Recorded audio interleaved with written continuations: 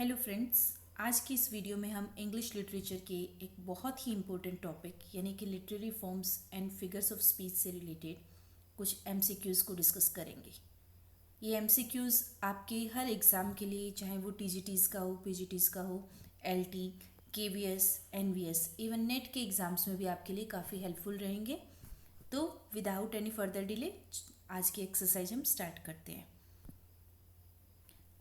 आपके पास जो first question है, identify the example of personification from the following.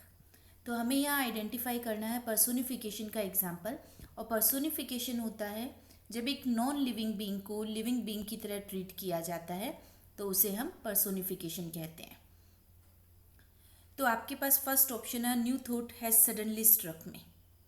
Second, who is my neighbour. Third one, can Honor's voice provoke the silent dust? And the last, he swam bravely against the stream of popular criticism. तो यहाँ हम देख सकते हैं friends कि honours voice, honour यानी सम्मान, honour की वॉइस को कहा गया है। ऑनर की वॉइस का सेंस हुआ कि सम्मान की आवाज़। वॉइस किसी लिविंग बीइंग की क्वालिटी होती है, एक एट्रीब्यूट होता है जिसे ऑनर के साथ यानी नॉन लिविंग आइडिया के साथ एसोसिएट किया गया है। तो ये आपका एग्जाम्पल है personification.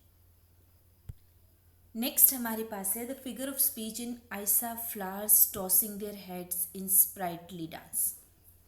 Flowers tossing their heads, फूल जो है वो अपना हेड टॉस कर रहे थे। तो यहाँ सिमिली, मेटाफर, पर्सोनिफिकेशन और हाइपरबोली में से आपने जो ऑप्शन सेलेक्ट करना है वो होगा सी। सी यानी कि पर्सोनिफिकेशन।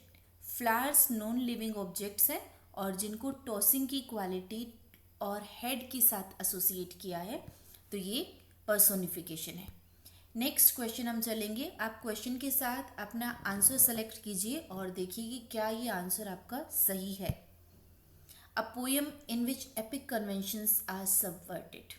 सबवर्ट कर देना यानी पलट देना, यानी कि उनको एकदम ऑपोजिट वे से यूज़ करना।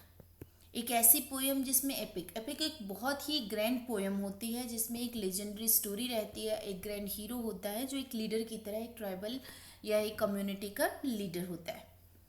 तो उस एक ऐसी पोएम जिसमें एपिक कन्वेंशन को सबवर्ट कर दिया जाता है। सबवर्ट किया जाने का मतलब टोटली ऑपोज कर दिया जाता है या फिर उल्टा कर दिया जाता है। तो ऐसी पोएम को आप क्या कह सकते हैं? Option A sub epical poem, option B anti epical poem, third mocking epic और डी मोक हेरोइक एपिक। तो ये हमारा सही आंसर होगा मोक हेरोइक एपिक। किसी हेरोइक एपिक को मोक करना यानी मजाक उड़ाना। और ये जॉनरा जो था सबसे ज़्यादा फेमस था 18th सेंचुरी में। अलेक्जेंडर पोप की रेप ऑफ द लॉक जो है एक बहुत ही अच्छा एग्जाम्पल माना जाता है मोक हेरोइक एपिक का। नेक्स्ट क्वेश्चन हमारे पास है, a figure of speech in which there is a statement not to be taken literally. एक ऐसा स्टेटमेंट जिसको आप लिटरली नहीं लेंगे। लिटरली नहीं लेने का मतलब जो शाब्दिक रूप से सच नहीं माना जा सकता। तो आंसर ऑप्शन है हाइपरबली, आयरनी, ओनोमेटोपिया और पर्सोनिफिकेशन। तो ऐसे में जो है ओनोमेटोपिया एक साउंड डिवाइस होती है और पर्सोनिफिकेशन हम ऑलरेडी डिस्कस कर चुके हैं, नॉन लिविंग बीइंग को लिविंग की तरह ट्रीट करना। आयरनी क्या होता है कि जो कहा जा रहा है लिटरल मीनिंग उसका एकदम उल्टा होता है। वेरी गुड कब कहें हम? जब किसी ने गलत काम कर दिया।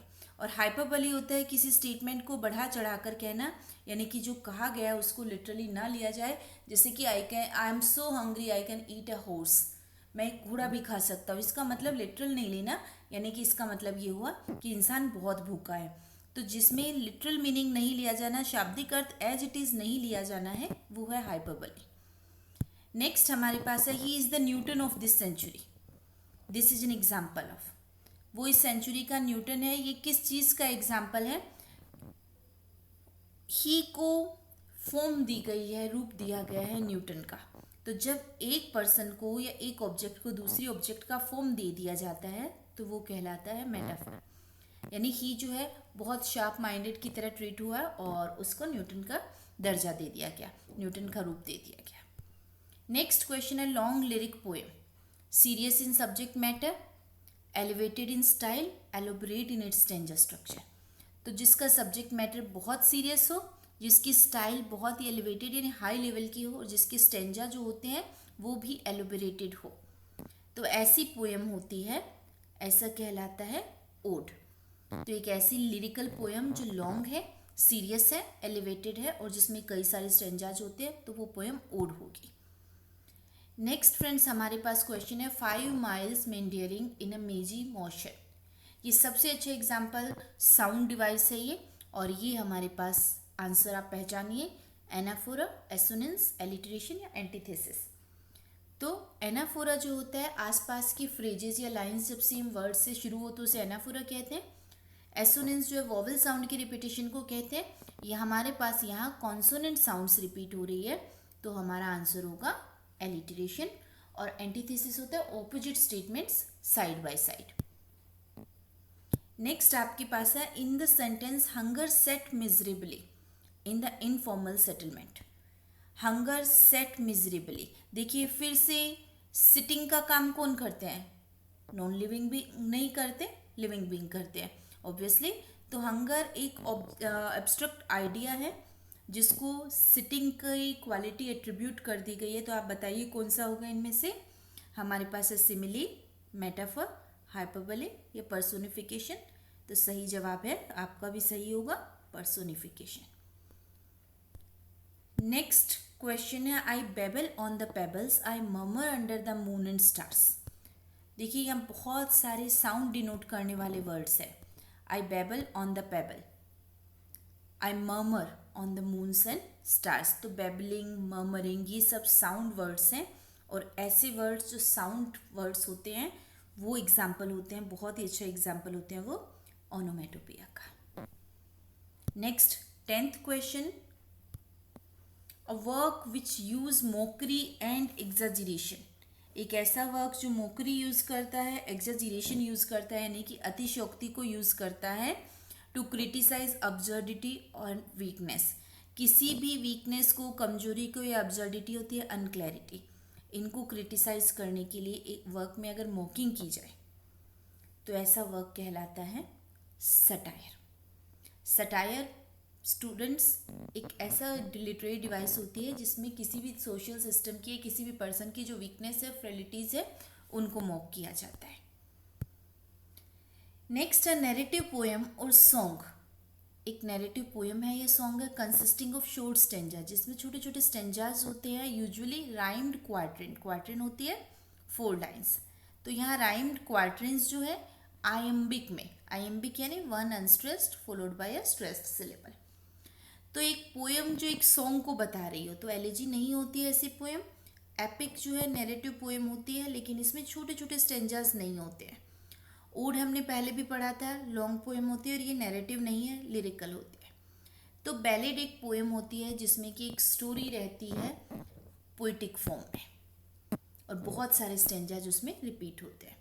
ये बहुत अच्छा एग्जाम्पल पूछा गया है, my last touches Robert browning की जो पोएम है वो किस फॉर्म में लिखी गई है? तो वो सोनेट नहीं है, वो ओड नहीं है, मोकेपिक नहीं है, ये है ड्रामेटिक मोनोलॉग। एंड जो ब्राउनिंग था, यानी जो रॉबर्ट ब्राउनिंग था, उसको कहा जाता है master of dramatic monologue. Victorian age का एक बहुत ही लीडिंग पोइट था, मास्टर ऑफ ड्रामेटिक मोनोलॉग हम इसको कहते हैं। नेक्स्ट हमारे पास फिर से एक फिगर ऑफ स्पीच को आइडेंटिफाई करना है, क्योंकि हमारा ये पूरा वीडियो फिगर ऑफ स्पीच पर चल रहा है, और आप वीडियो की सीरीज़ को अगर अच्छे से करेंगे तो आपको बहुत हेल्प मिलेगी आगे आने वाले कॉम्पिटिटिव एग्जाम्स में। तो right 10,000 days and nights till a snow white hair सुनती। राइट 10,000 days and night एक ऐसा स्टेटमेंट जिसमें बहुत बढ़ा चढ़ाकर एक person 10,000 days and nights riding नहीं कर सकता। स्नो वाइट उसके हेयर नहीं होते हैं, लेकिन इसलिए कहा गया यानी कि फॉर लॉन्ग, बहुत लंबे टाइम तक के लिए। तो जिसको आपको लिटरली नहीं लेना है, पीछे भी हमने पढ़ा, बढ़ा चढ़ाकर कही गई बात जिसको लिटरली नहीं लेते हैं, वो एग्जाम्पल होता है हाइपरबोले का। नेक्स्ट आपके पास है identify the figure of speech in the line below. Loose clouds like earth's decaying leave. Loose clouds किसके जैसे? अर्थ की डिकेइंग लीव्स की जैसी। लूज क्लाउड्स की कंपैरिजन हुई है अर्थ की डिकेइंग लीव्स से, नष्ट होती हुई पत्तियों से। और ये कंपैरिजन किसके बेसिस पर हुई है? लाइक, सो या एज। तो ऐसी लिटरेरी डिवाइस हम सब जानते हैं कि होती है हमारी प्यारी सिमिली। नेक्स्ट आप देखेंगे आपके पास अगला क्वेश्चन आ रहा है, identify the figure of speech in the above line. Sometimes too hot the eye of heaven shine. कई बार बहुत ज़्यादा गर्म होकर आई ऑफ हेवन शाइन करती है। तो आई ऑफ हेवन कौन होता है? आई ऑफ हेवन कहा गया है सन को। तो वैसे तो इस तरह की डिवाइस होती है मेटाफर, ठीक है, लेकिन इसमें क्या है, सन यानी कि जो हमारा टेनर है, जिस ऑब्जेक्ट को कंपेयर किया जा रहा है, अगर हम ये कहते sun is the eye of heaven तो नॉर्मल मेटाफर होता। बट अगर इसमें ऑब्जेक्ट को कंपेयर किया जा रहा है जिस ऑब्जेक्ट को, वो नहीं दिया होता तो वो मेटाफर तो है, बट कैसा मेटाफर है, उसको हम इम्प्लाइड मेटाफर कहते हैं। देखो, इम्प्लाइड सिमिली का मतलब मेटाफर होता है। एक्सटेंडेड जब मेटाफर एक लाइन से आगे तक बढ़ जाता है। इम्प्लाइड का मतलब क्या होता है, जब हमारे जो दो ऑब्जेक्ट्स कंपेयर किए जा रहे हैं, एक जिसको कंपेयर किया जाता है उसको हम कहते हैं टेनर, और जिससे कंपेयर किया जा रहा है उसको हम कहते हैं व्हीकल। अगर हमारे सेंटेंस में व्हीकल तो है ऑब्वियसली, जिससे कंपेयर किया जा रहा है वो तो है, बट ये बताया ही नहीं, शॉर्टकट में ले गए, तो ऐसा मेटाफर कहलाता है इम्प्लाइड मेटाफर। नेक्स्ट है, as the stir cracks and crazes their enamel. Cracks and crazes, c consonant sound repeat हो रही है, और ये क्या होता है, दिस इज एलिटरेशन। बहुत easy example. Early in the morning I was woken up by the cock a doodle of the rooster. Which figure of speech? Cock a doodle मतलब रूस्टर की, उस कॉक की आवाज़, जो हम कहते हैं ना कुकुड़कू, कॉक अ डूडल डू। तो ये वर्ड खुद ही साउंड को सजेस्ट करता है, तो ऐसी साउंड डिवाइस होती है ओनोमेटोपी। नेक्स्ट है on his blindness bye John Milton. क्या है ये? जॉन मिल्टन के ऑन हिज ब्लाइंडनेस, ये एक सोनेट है, और मिल्टन ने कौन सी फॉर्म फॉलो की थी? मिल्टन ने की थी पेट्रार्कन फॉर्म। नेक्स्ट एग्जाम्पल हमारे पास क्वेश्चन रहेगा इन्वेंशन। इन्वेंशन को कहा गया है नेचर्स चाइल्ड, नेचर का बच्चा। अब नेचर कोई लिविंग बीइंग तो है नहीं, लेकिन फिर भी उसको ह्यूमन बीइंग की क्वालिटी दी गई है। और इन्वेंशन को भी कहा गया फ्लैट, भाग गई, दौड़ गई। Stepped in studies blues the figure of speech, तो नॉन लिविंग बीइंग को ट्रीट किया लिविंग बीइंग की तरह, और ये हो गया आपका पर्सोनिफिकेशन। एंड लास्ट वन हमारे पास है आज की क्लास का, the boat was tossed like कॉक ऑन द वेव्स। ये आप खुद देखिए, boat was tossed like a कॉक ऑन द वेव्स, और उसके बाद कमेंट में मुझे बताइए कि आपने यहाँ कौन सी लिटरेरी डिवाइस फाउंड की है, कौन सा एग्जाम्पल ये किस लिटरेरी डिवाइस का एग्जाम्पल रहेगा। तो होपफुली फ्रेंड्स ये क्विज़ आपको पसंद आई होगी, कहीं ना कहीं थोड़ा बहुत भी आपने कुछ नया सीखा होगा, और ट्रस्ट मी ये क्विज़ आपके एग्ज़ाम्स में, क्विज़ की हम जो सीरीज़ करेंगे वो आपके एग्ज़ाम्स में बहुत हेल्पफुल रहेगी। तो हमारी इस सीरीज़ में बने रहिए। Thank you friends.